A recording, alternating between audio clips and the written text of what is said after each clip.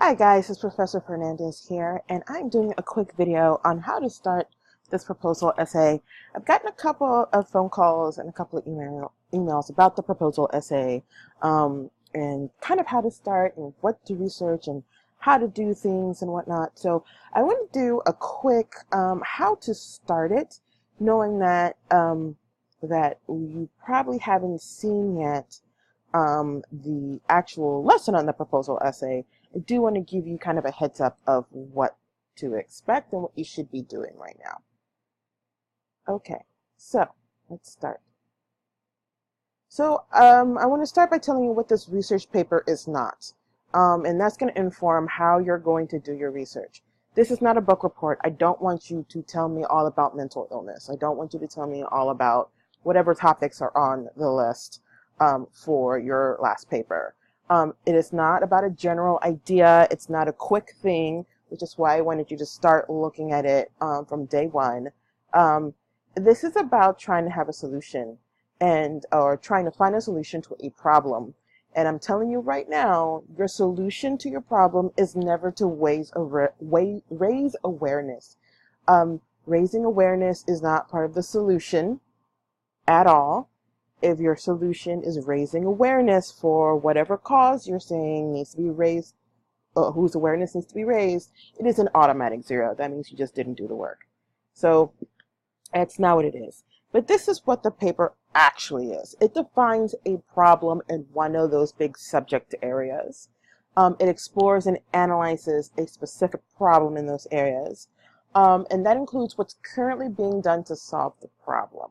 Because sometimes if there's a group or if there's an awareness campaign or something that is trying to solve the problem, maybe A, they're not effective, or B, the problem is so big that they can't do it all themselves, and that becomes part of the solution, right?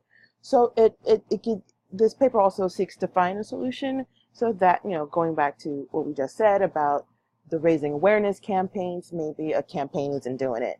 Maybe you need to do something else. And possible solutions could be anywhere from creating an app for something to creating curriculum, creating a program. And I'm going to say right now, don't say, oh, we need to create a program, because that's just as bad as, oh, we need to raise awareness. If you're going to say we need to create a program, you're going to need to be specific. Who is creating the program? How often are people meeting? How long will it take to bring the program, to create the program? How long should the program run for? How do you know if the program is going to be successful? Things like that. So this paper also lays out or proposes a plan. And so all those specific things that I just said are things I'm going to be looking for in this proposal essay. Have no doubt that this proposal essay really is to see how deeply you have thought about a problem and the ability to fix a problem. Okay? So it's not oh, somebody needs to do that. Okay, who is that somebody? Do they currently have a job? Do we need to hire someone? Who is the person? What are some characteristics or requirements for the job? What type of person are you looking for? How old should they be? What are they going to do? How do you know if they're successful? Things like that is what I want you to look at.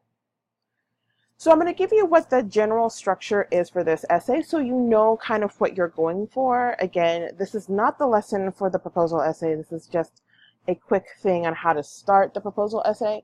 This is, it's got 5 sections, and the proposal essay is a little different than the essays you've done during the semester in that you are allowed to have section headings for each section. So you should think about having an introductory section, a problem analysis section, a plan for solving the problem, benefits of the plan, and conclusion. These are not paragraphs. I'm saying this now. These are not paragraphs, but sections. In fact, the only things that are paragraphs on here are the introduction and the conclusion. Everything else is going to be multiple paragraphs. And I want you to note here how the problem analysis, plan for the solving, and benefits of the plan kind of make up like the body paragraphs. So you're going to have a couple under each one of those. So it's a longer paper. So definitely know this is your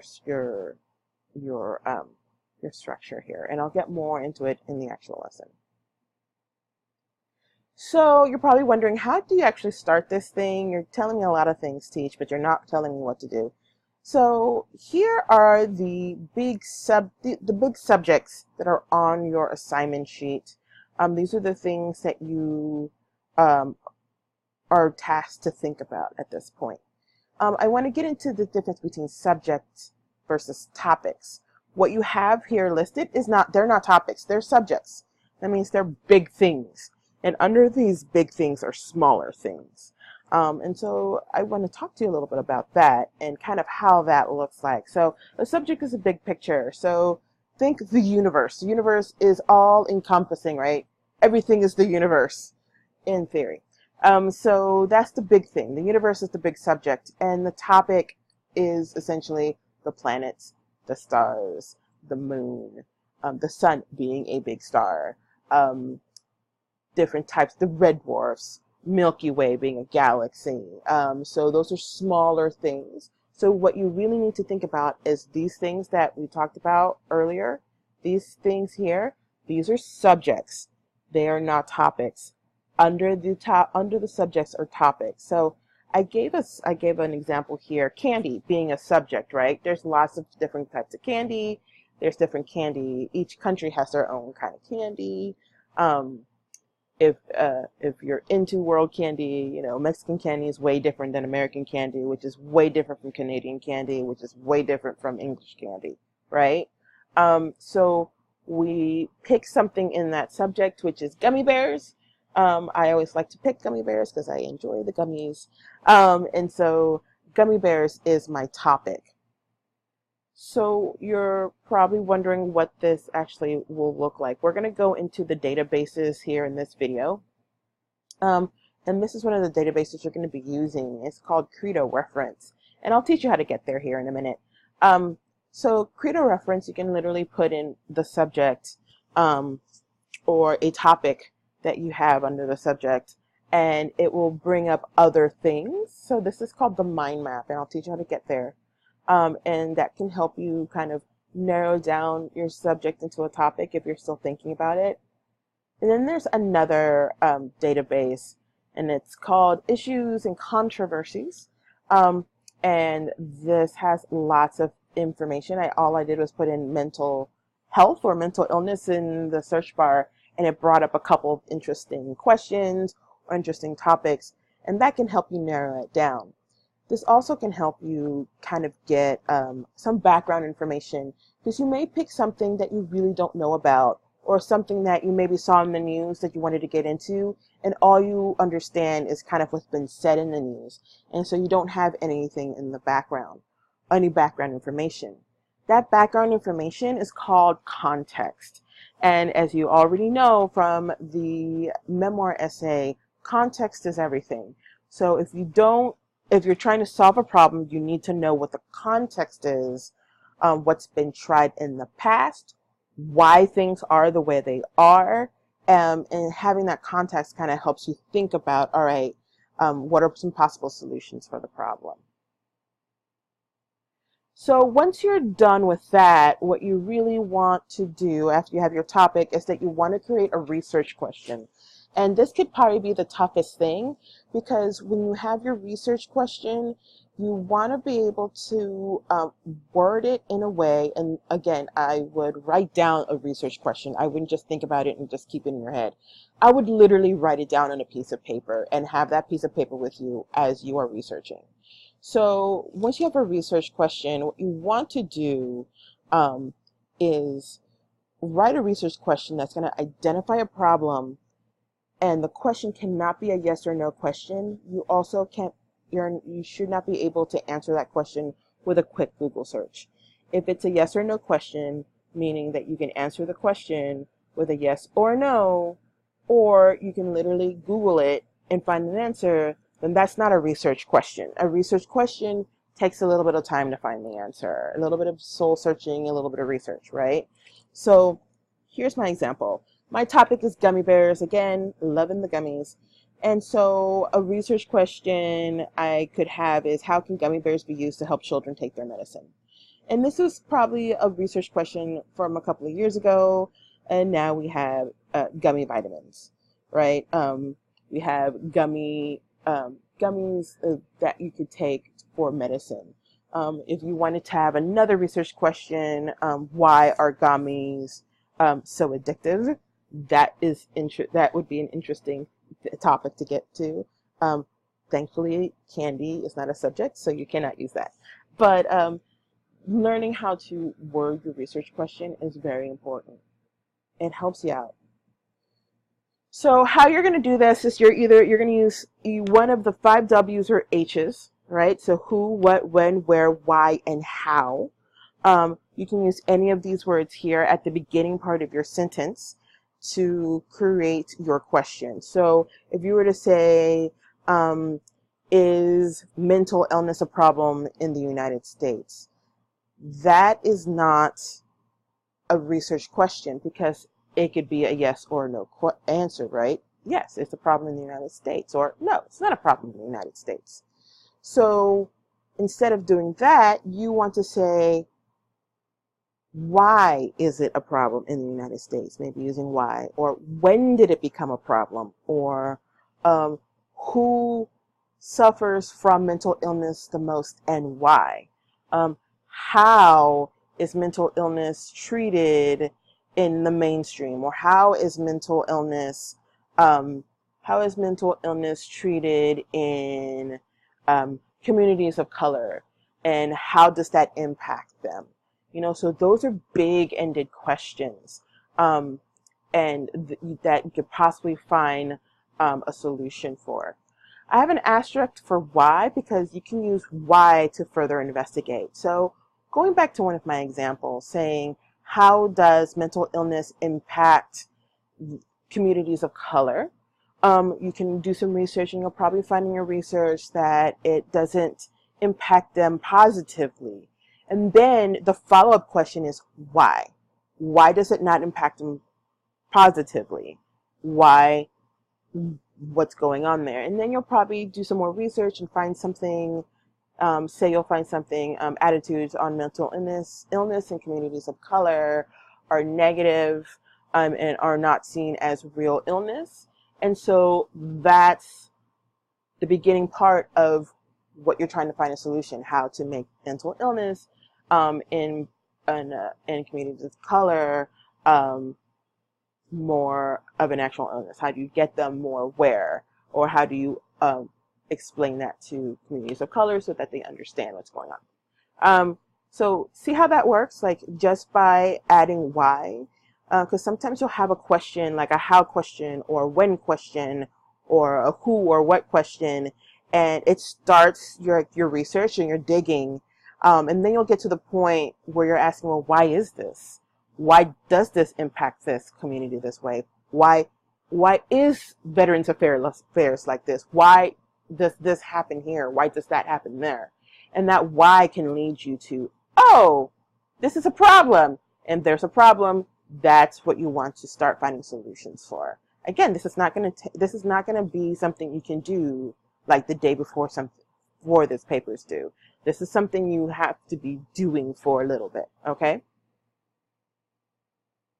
So I have another example here, and I'm using mental illness because it's first on the list. So let's say mental illness is your subject, and you have the topic of mental illness in college students, right? College students and mental illness. And maybe you have a research question, and maybe you start asking, what can college campuses do to help students with mental illness?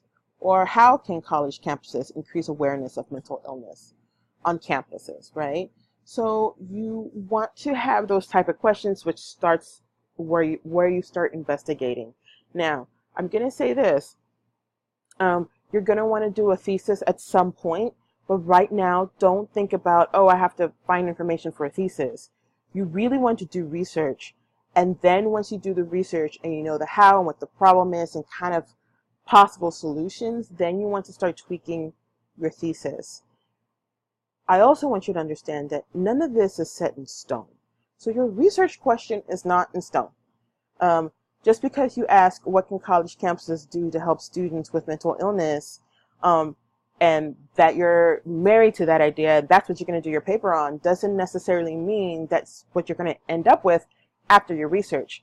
Maybe you find something in your research that kind of, you come you hit your head on the wall or something that just doesn't make sense, or you're asking why, and it's like, oh, this doesn't sound right, or this looks like it could be an issue, right? For example, if you're doing mental illness on college campuses and what campuses can do to help students with mental illness, and maybe you're looking and saying, well, why are colleges so limited in helping students? And you understand that there's a law, or there's money issues attached to that. So that's how the why can help you stretch into that. And so your research question changes. So maybe you look and you say, oh, there's a law on the books that limit what college campuses can do for students with mental illness.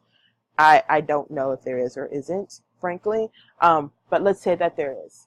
And so you're looking at that law and you're saying, okay, so really my research, my proposal is how to rewrite a law to allow college campuses to do more work with students with mental illness, right? So that's what you can do.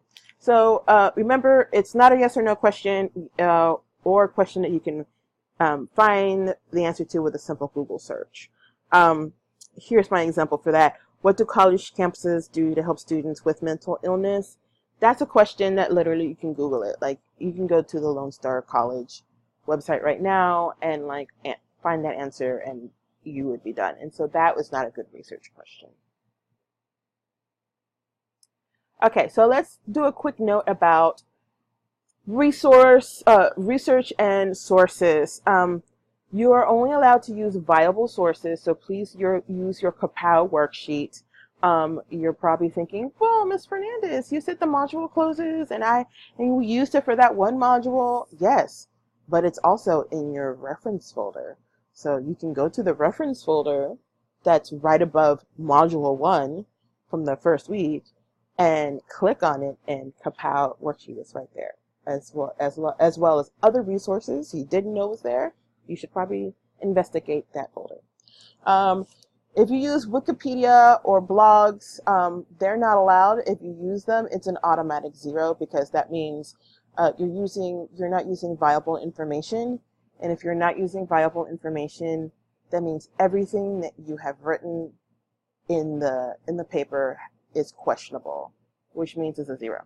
So do not use Wikipedia, do not use blogs. I will teach you there is something that we have in the database. You've heard me mention it already, Credo Reference. That is good for that. You can use that instead of Wikipedia. Everything has to be cited. So you have learned or are currently learning how to do in-text citations. It's also called parenthetical documentation. So you're learning how to do in-text citations. The rule that I give to my students when they're doing research, I would rather you oversight. I would rather be annoyed that you oversighted something than to have to give you a 0 because you didn't cite something. And if you don't cite something, that's a form of plagiarism. And I have to automatically, by the policy of the college, have to give you a 0 for the paper. So oversight something. And if you are in doubt, definitely ask. Don't assume that you know it. Don't assume that you've learned something during this class or in a past English class and you know what to do. Don't assume. The writing lab is there. I'm here. Ask questions, because what I don't want to happen is that I have to give you a failing grade for a paper you worked hard on and you didn't ask if something needed to be cited. All right? And also, in addition, another note, be specific with your research questions, like I said before. Avoid questions where you want to solve something for the country. Yes, we all want to solve the country's problems.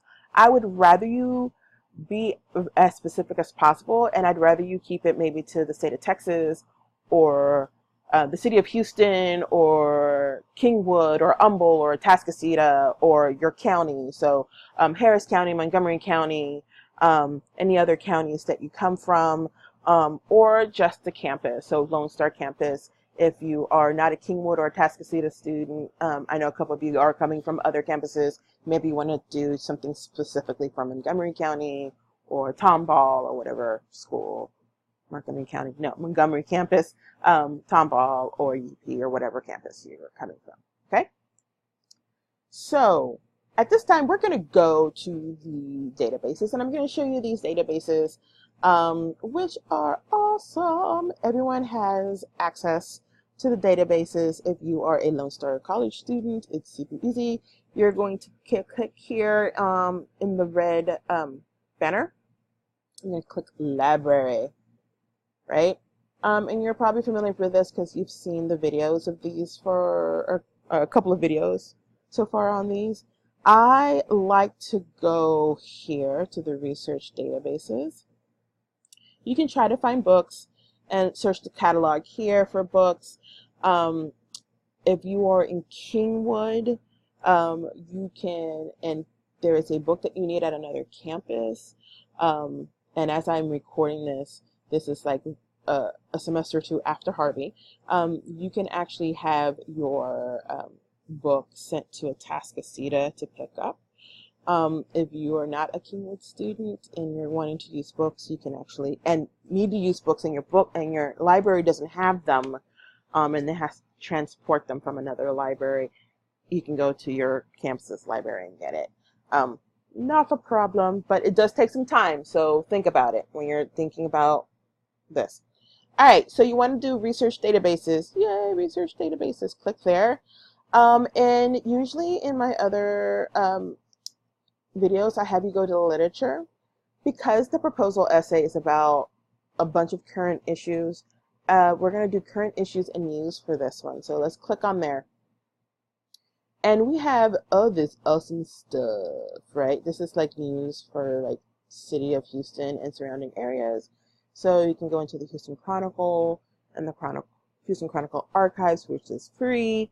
For the back issues, now it stops at 2011. So if you're going to go back and look at an issue, maybe you go into immigration, because Houston is one of the major cities close to the border, or close-ish to the border.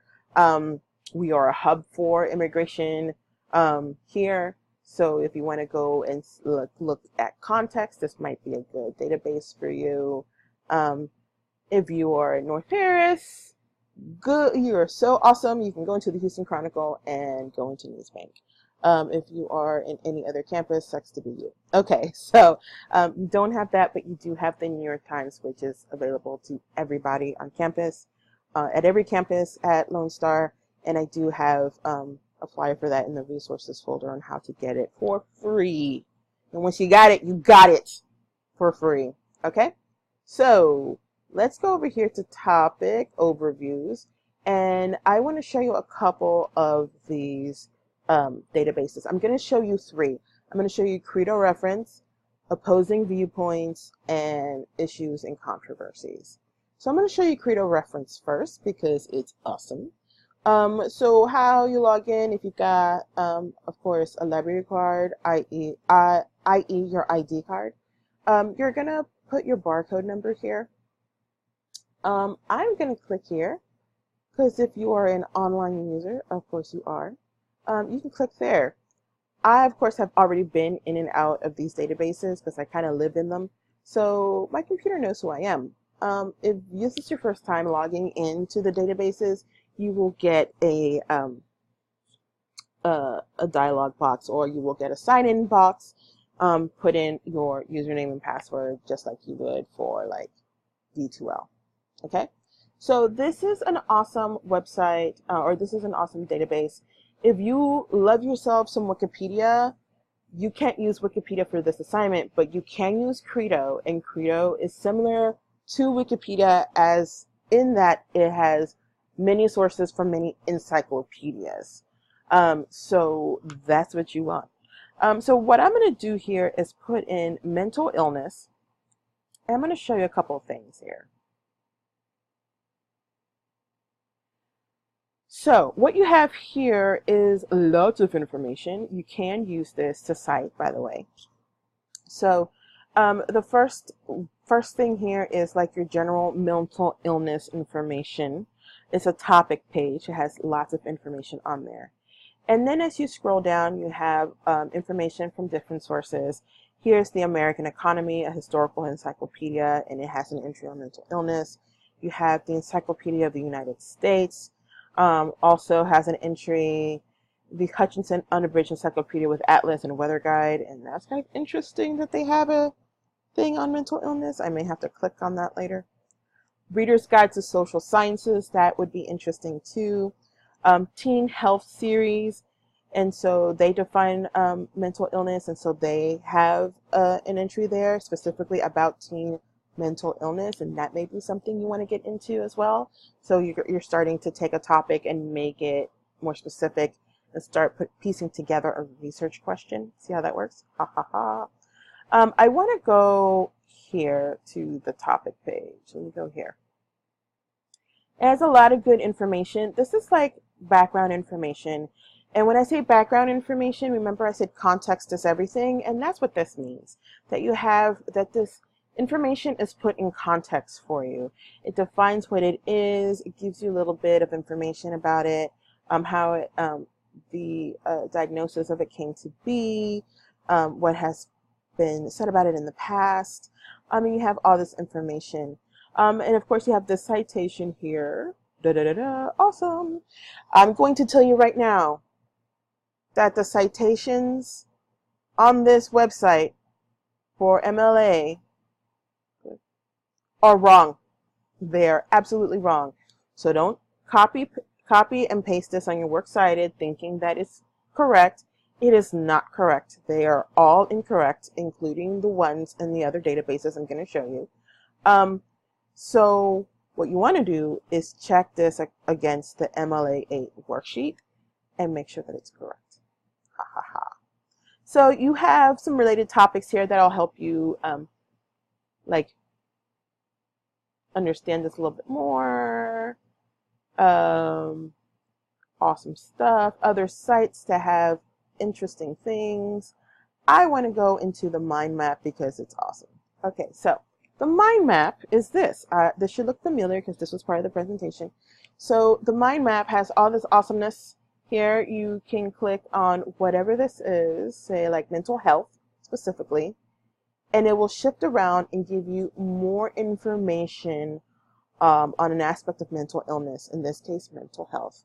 You can use this to kind of narrow down your topic, right? On the right hand side you have some more information that comes from different sources. For instance, public health and mental illness. So maybe you want to look at how maybe Harris County or Montgomery County talks about mental health, because that's a public issue, right? So you click on this and you get some general background information about mental health and the public health and how that's out there, right? And you have all this information on the right hand side. So the Credo reference is a good database to play with. Let's go to another one.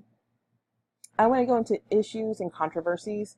And I'll click here as well. This is a database that I actually hardly ever use. I hardly ever use this. But for this particular assignment, I think it works well. So I'm going to click mental illness here.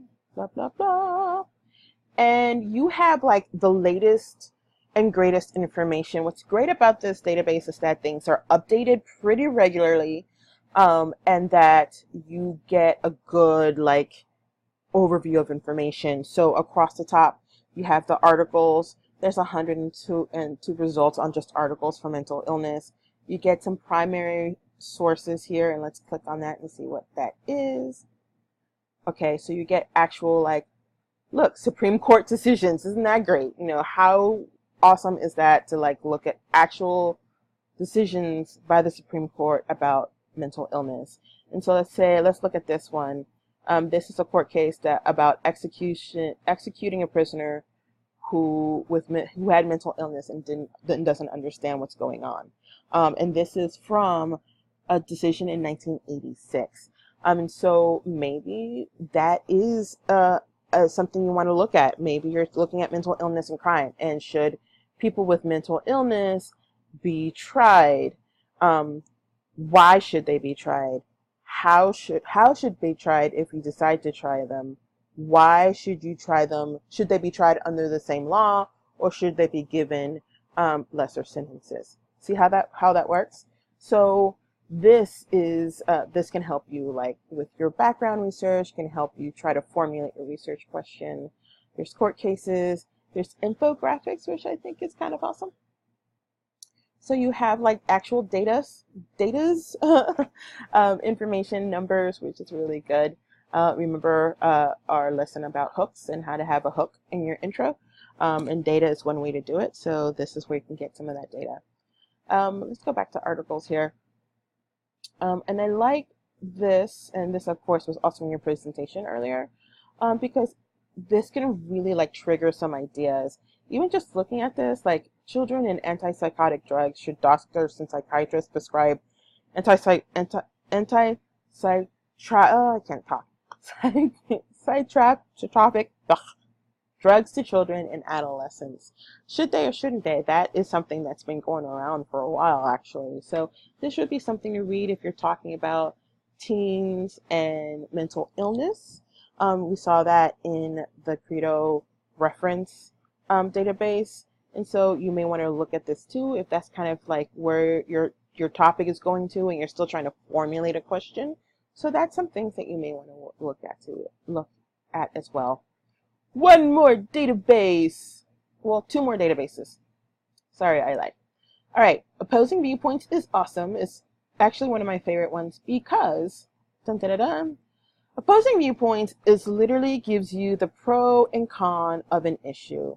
So I'm going to click on mental illness, and it gives me so much information. So it gives me lots of results. It gives me academic journals, which are really, really good sources of information. Academic journals are stuff like the Journal of Psychiatry, or the Journal of Modern Science, or the Journal of something. These are journals that are written by academicians or practitioners of a topic or of a field of study, and it's also fact-checked before it's printed. And it's so you have like actual practitioners and people who study in that specific field. You also have it fact-checked twice by experts in the field, and definitely like shot back if there's something wrong, and then it's published. So that's really, really great information. You have viewpoints here. So you have some things, the pro and con, chronic stress, mental illness prevalent in America. Is it prevalent? Is it not prevalent? It's an essay, interesting stuff. You have primary sources here, and those are great as well. Reference sources, biographies of people. You got images. I don't know how much those images are going to help you though. Videos may or may not help you. Definitely consider the source. And you've got news articles too that give you many angles and many perspectives on a viewpoint, which is why it's called opposing viewpoints. On the right hand side is the content types. It's really just what we just saw on this side. It just kind of gives you what type of information and how many pieces of information are there. All right, one more database, I promise. And I want to go, let me see if it's here. Yeah. I want to click on articles, and I want to go to Academic Search Complete. This, for us, especially in the Kingwood campus, right there, is our premier database. Everything goes to the database. My 1302 uses this database. My 1301 during the semester uses this database. Everyone uses this database. It is what is considered a multidisciplinary database. And what that means is that all these disciplines, all these subjects, all these fields of study are housed in this database. So you can find not only stuff for like your English class here, but also your history class and your philosophy class and your political science class. All that information, you can actually use this to research that as well. So let's see what we got here. let's see, mental illness. And I'm using mental illness instead of mental health just to keep it all consistent across all the databases that we're using. But you can indeed use mental health since that is attached to it. Let me go back. I'm going to go back here to the mind map here. And you see all these words here. Or if you go to mental health, you just click on the thing. Hopefully it quickly comes up, right? And you have interesting search words here. Anxiety, depression, mental health services, mental status examination. So when you're looking for things, there's more than one word that can be used, right? So for example, if you wanted, say you were doing research on like fuzzy water. Fuzzy water down here in the South, it's called Coke, right? Doesn't matter if it's a Sprite or Dr. Pepper, you want a Coke. But in other areas of the country, they call it pop, or they call it soda water. So those are three words: Coke, soda, pop, soda water. Four words. Four words that you can use that all mean the same thing or about the same thing. So you can use, and those are called keyword searches, and you can use those keywords to help search on these databases. Okay, so back to Academic Search Complete is actually my favorite. You can put in mental illness, and all this stuff pops up. Look, it's 92,000 things. You're not going to look at 92,000 things because that is utterly ridiculous. But what you're going to do is you're going to go here to the left-hand side. You're going to click full text. So that means anything that is not full text, where you can click on it and look at a PDF of something, is completely taken out of the database results. So that goes from 90 plus to 52,000, still down, but we probably should narrow it down. So I'm going to go here and I am going to say, hey, anything in 1902, probably don't need. I'm probably going to go to 2000 and see how much we have here. Right?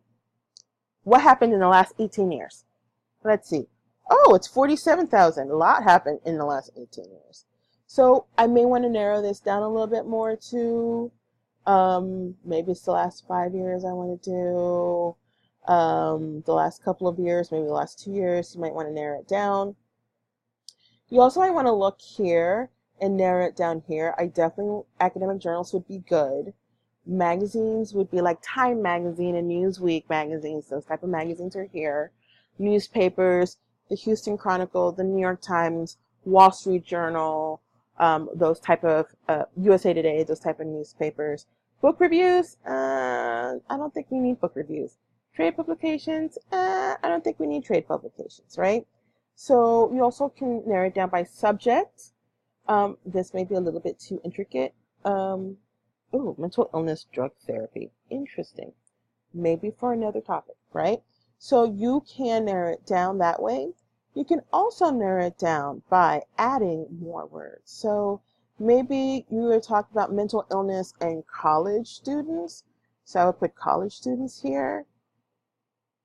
And how I got there, I clicked on advanced, right? You're going to click search here. Dun, dun, dun, dun. And you only have 924, right? That's much better. Let's click here and make sure we only have the full text, right?